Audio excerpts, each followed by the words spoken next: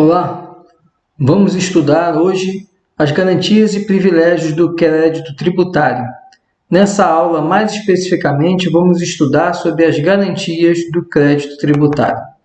Inicialmente, é preciso estabelecermos a diferença entre garantias e privilégios. Garantias são as regras que asseguram direitos. Em matéria tributária, as garantias facilitam a entrada do Estado no patrimônio particular para receber a prestação relativa ao tributo. São privilégios as regras que põem o crédito tributário numa posição de vantagem contra os demais.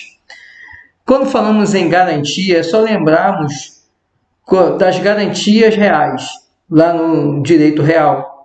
Hipoteca, por exemplo. O que é uma hipoteca? É uma garantia a um empréstimo. E você garante esse empréstimo entregando um bem. Temos as garantias das obrigações, por exemplo, a fiança. O que é a fiança?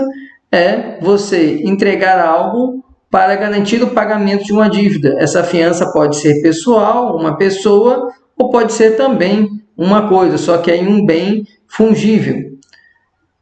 Então, garantia é algo que faz com que aquele crédito seja recebido. Há maior chance de você receber um crédito. E no direito tributário, o crédito tributário também tem garantias. E nós vamos conhecer essas garantias. Então, as garantias fazem com que um crédito tributário ele seja recebido com mais facilidade, com prioridade de pagamento.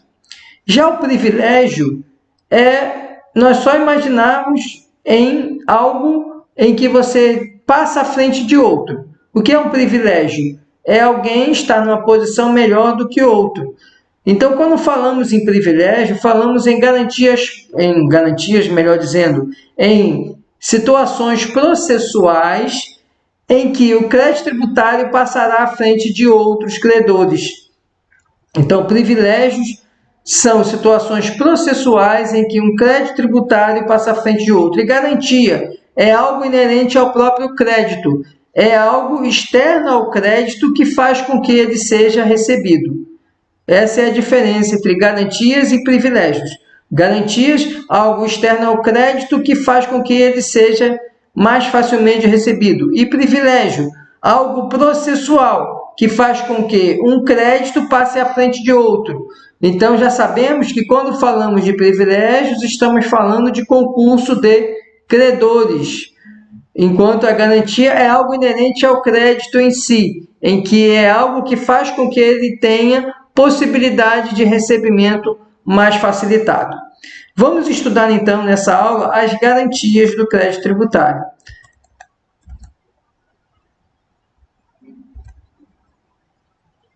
As garantias, então, começam a ser reguladas no Código Tributário no artigo 183, que assim estipula: a enumeração das garantias atribuídas neste capítulo ao crédito tributário não exclui outras que sejam expressamente previstas em lei, em função da natureza ou das características do tributo a que se referirem.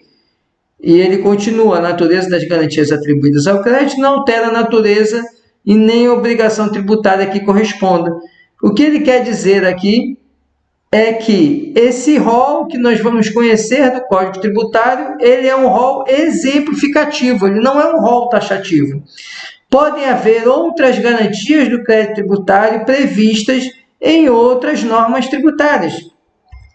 E, além disso, outro aspecto importante é que a natureza de uma garantia não altera a natureza do crédito tributário e também não altera a obrigação tributária.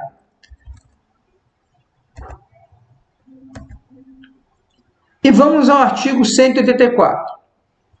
Sem prejuízos dos privilégios especiais sobre determinados bens que sejam previstos em lei, o que ele está dizendo, podem haver créditos tributários que vão estar protegidos por outras garantias, por outros privilégios. Responde ao pagamento do crédito tributário a totalidade de bens e das rendas de qualquer origem ou natureza do sujeito passivo, espólio ou massa falida, inclusive os gravados por ônus real, cláusula de impenhorabilidade ou impenhorabilidade, seja qual for a data em que for constituída.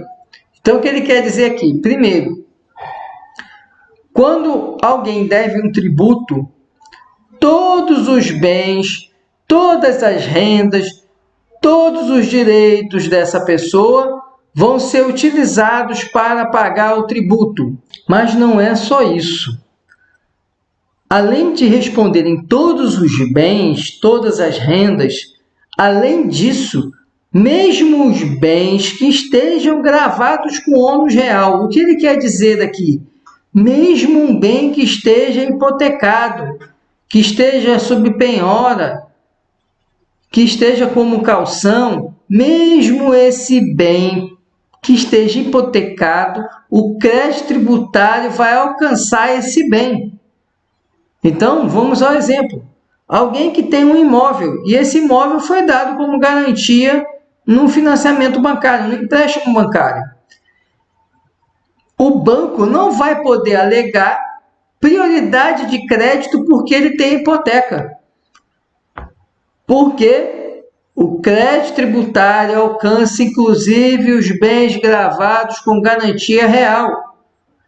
Então, mesmo um bem hipotecado, ele pode ser vendido, vai pegar o dinheiro da venda, vai pagar o crédito tributário e, se sobrar, vai pagar o credor hipotecado.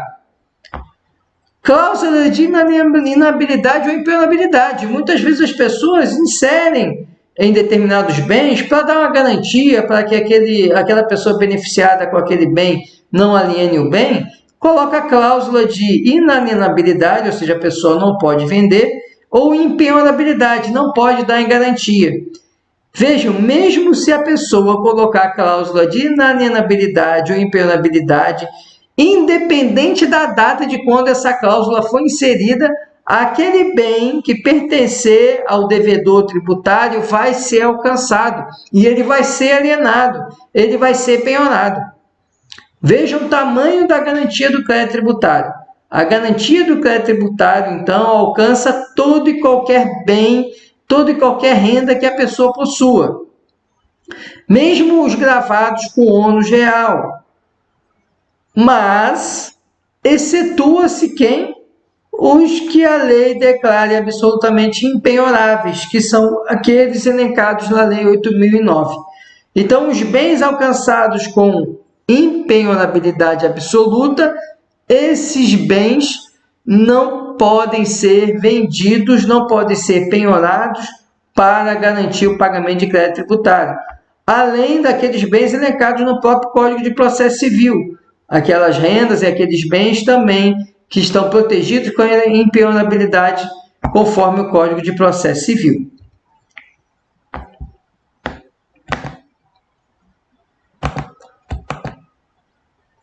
Artigo 185. Presume-se fraudulenta a alienação ou oneração de bens ou rendas ou seu começo por sujeito passivo em débito para com a Fazenda Pública por crédito tributário regularmente inscrito em dívida ativa. Veja que essa é outra garantia importantíssima. Somente o fato do indivíduo possuir débito, crédito tributário inscrito em dívida ativa, qualquer venda de bem que ele faça vai se presumir fraudulenta. Exceto, obviamente, conforme o parágrafo único, se ele tiver bens para pagar a dívida inscrita. Ou seja, se ele tiver outros bens para pagar o tributo, ele vai poder fazer a venda do carro dele, pode vender a casa, não tem problema. Mas isso é importante principalmente para quem adquire um bem. Por isso que quando você adquirir um bem imóvel, quando você estiver dando consultoria para pessoas que fazem negócios com imóveis, com compra e venda de patrimônio, de ativo, você tem sempre que orientar que para que ele feche o negócio, ele tire as certidões negativas do alienante do bem, do proprietário do bem. Porque se ele comprar um bem que o alienante, o vendedor, tiver inscrito em dívida ativa, essa venda é fraudulenta. O fisco vai penhorar o bem, mesmo quando você tenha adquirido de boa fé. Porque presume-se fraudulenta a alienação de bens. Quando o sujeito passivo, o vendedor, estiver inscrito em dívida ativa. Então, mesmo que você alegue boa-fé, você não vai conseguir afastar essa fraude. Veja que no caso do crédito tributário, portanto, ele não precisa entrar com a ação pauliana, não precisa entrar com a ação para declarar fraude contra credores, porque o próprio Código Tributário já presume que é fraude contra credores quando alguém vende um bem e está inscrito em dívida ativa.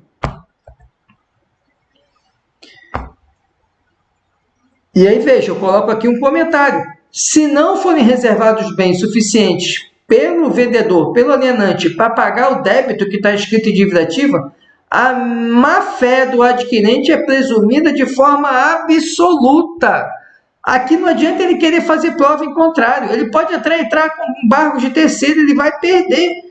Por que ele vai perder? Porque presume-se fraudulenta alienação. Se o indivíduo está inscrito em dívida ativa, essa informação é pública. Qualquer um poderia ter acesso e saber se o indivíduo tem débitos em dívida ativa.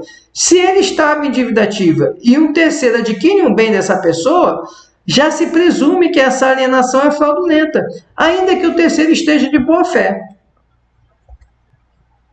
Artigo 185-A. Na hipótese de o devedor tributário devidamente citado não pagar nem apresentar bens à penhora no prazo legal e não forem encontrados bens penhoráveis, o juiz determinará a indisponibilidade dos bens, comunicando a decisão por meio eletrônico aos órgãos e entidades que promovem registro e transferência de bens, especialmente registro de imóveis, autoridades do mercado bancário e mercado de capitais.